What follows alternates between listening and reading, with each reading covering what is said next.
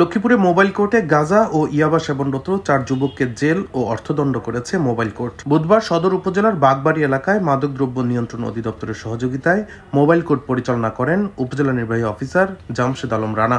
এ সময় নিয়মিত গাঁজা ইয়াবা সংরক্ষণ ও সেবনরত অবস্থায় আটক হওয়া ব্যক্তিদের বিভিন্ন মেয়াদে কারাদণ্ড ও অর্থদণ্ড দেওয়া হয়। দণ্ডপ্রাপ্তদের মধ্যে লক্ষ্মীপুর পৌরসভার 1 নং ওয়ার্ডের বাঞ্চানগর এলাকার নজরুল ইসলামকে 3 মাসের বিনাশ্রম কারাদণ্ড ও 480 টাকা অর্থদণ্ড, একই ওয়ার্ডের ফজলুল কাদের চৌধুরীকে 1 দিনের বিনাশ্রম কারাদণ্ড ও 5,000 টাকা জরিমানা, পৌরসভার 2 নং ওয়ার্ডের মোহাম্মদ মিলনকে 4 দিনের বিনাশ্রম কারাদণ্ড ও 1,000 টাকা অর্থদণ্ড দেওয়া হয়।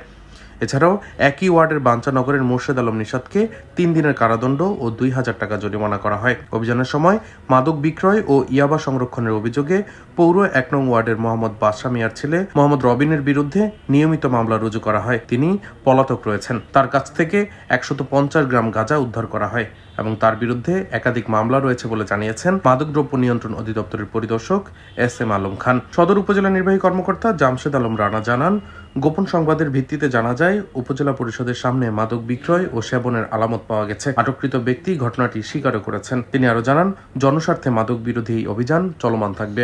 ডেস্ক রিপোর্ট, দৈনিক ডেস্টিনি।